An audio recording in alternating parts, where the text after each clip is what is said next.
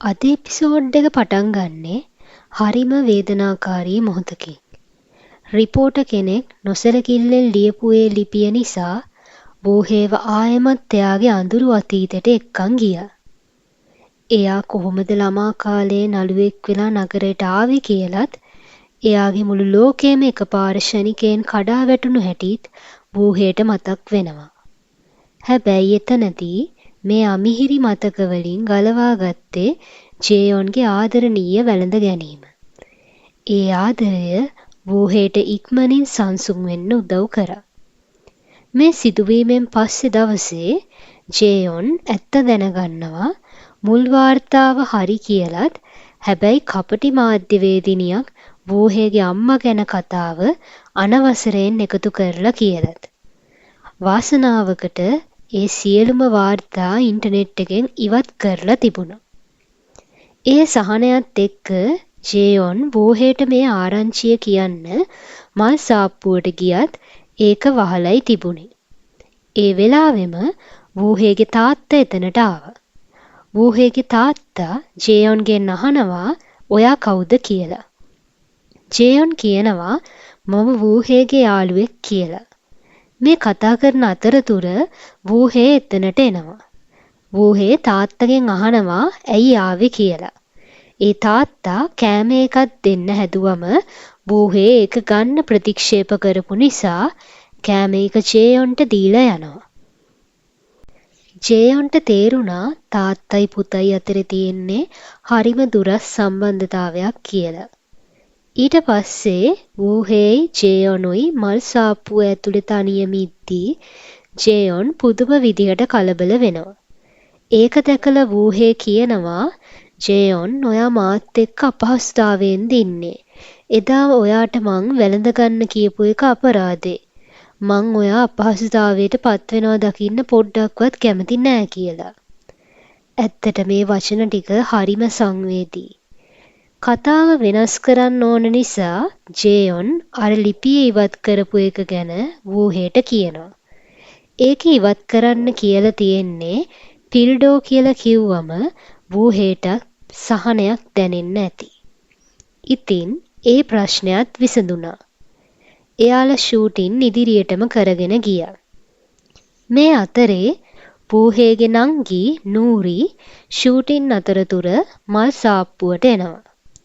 එයා අයියව දැකලා එතනට ගියාම වූහේ කිව්වේ මේ මල් සාප්පුව ප්‍රොමෝට් කරන්න කරන වැඩසටහනක් විතරයි කියලා. හැබැයි නූරි මේ කතාව පොඩ්ඩක්වත් විශ්වාස කරේ නෑ. එයා තදින්ම ඇහුවා ඇත්ත හේතුව මොකක්ද කියලා. ඒ වෙලාවෙම ජේයොන් එතනට ආවා. ජේයොන් නූරිව පෙන්නලා මේ කවුද කියලා අහද්දී නූරි කියනවා මං වූහේගේ නංගි කියලා. එතකොට ජේයොන් හරිම සතුටින් කෑ ගහලා කියනවා අනේ නූරිව දකින්න ලැබුණ එක මට ගොඩක් සතුටුයි. නූරි ඔයාට මතක නැද්ද මම තමයි පොඩි කාලේ ඔයාට කතන්දර කියලා දුන්නේ කියලා. නූරි මුලින්ම හිතාගන්න බැරුව වගේ හිටියත් ඒ කතාව කිව්වට පස්සේ එයාට තව දෙයක් මතක් වෙනවා. ඒ තමයි වූහේ පාසල් යන කාලේ ඉඳන් ජේයොන්ට කැමැත්තෙන් හිටියා කියලා. ඉතින් නූරි ඒ වෙලාවේ තේරුම් ගත්තා වූහේ ඇත්තටම මේ වැඩසටහනට එකතු වුණේ ඇයි කියලා. මේ දෙන්නා ආයෙත් දන් වෙන එක ගැන නූරි හිටියේ ගොඩාක් සතුටින්.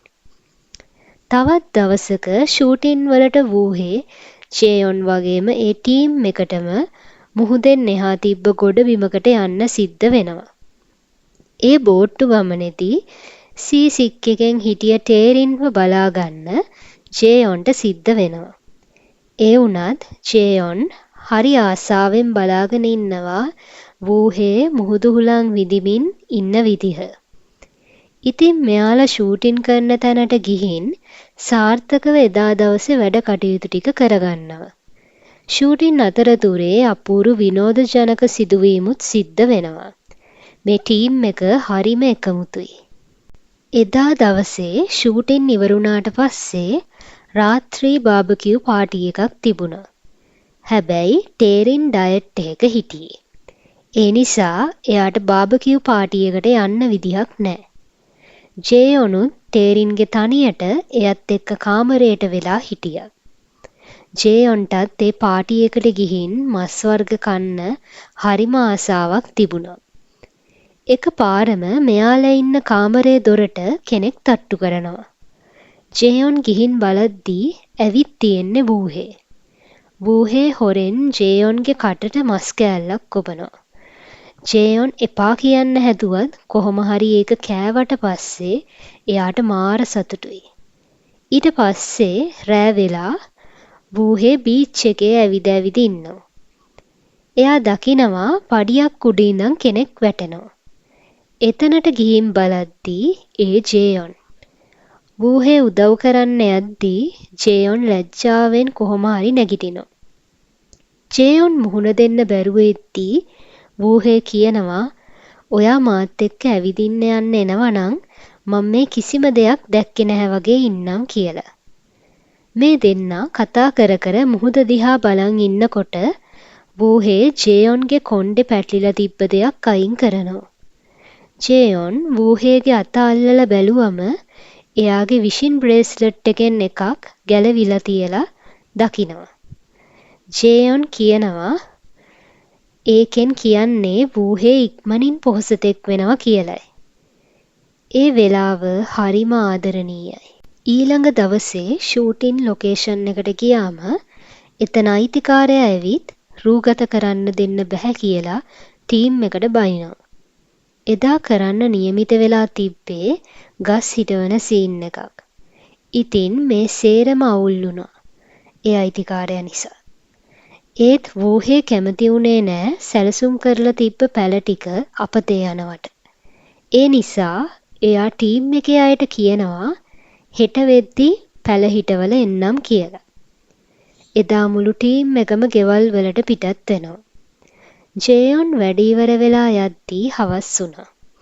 බෝට්ටු ගන්න යන්න තැනට යද්දී ජේයොන්ට දැනගන්න ලැබුණා අද කාලගුණේ අයහපත් නිසා බෝට්ටු සේරම කැන්සල් කරලා කියලා.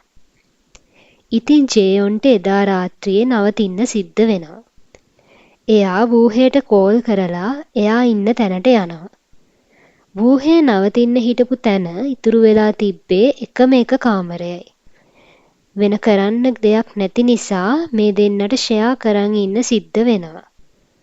එදා රෑ කන බොන අතරේ වූහේ තමන්ගේ අතීතය ගැන කතා කරනවා.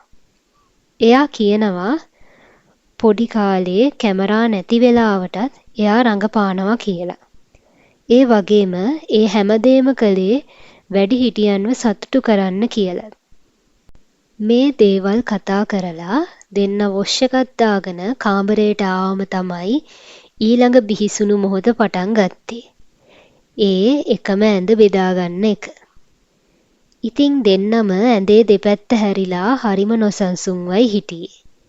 වූහේ ඒ වෙලාවේ කියනවා මට නම් හරි අමුතු හැඟීමක් දැනෙනවා. එතකොට ජේයොන් අහනවා ඔයාට නරක සිතුවිලි එනවද කියලා. වූහේ නෑ කියලා කියනවා. ජේයොන් එකපාර කලබල වුණා.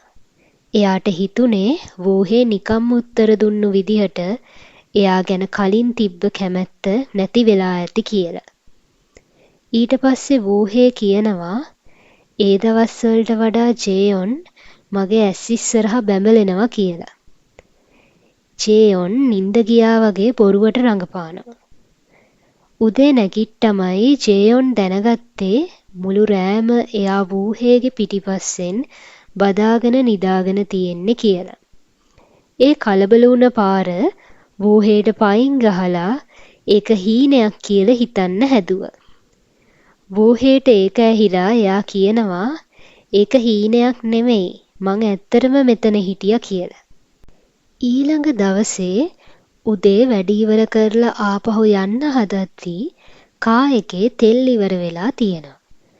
ෆෝන් වල සිග්නලුත් නැති නිසා දෙන්නටම පයින් යන්න සිද්ධ වෙනවා. ඒ යන අතරේ ජේයොන් ආයෙත් ඇහුවා ඇයි ඔයා වැඩසටහනට එකතු වුණේ කියලා. ඒ වෙලාවේ වූහේ ජේයොන්ට ලං වෙලා කිස් කරන්න ලෑස්ති වෙනවා.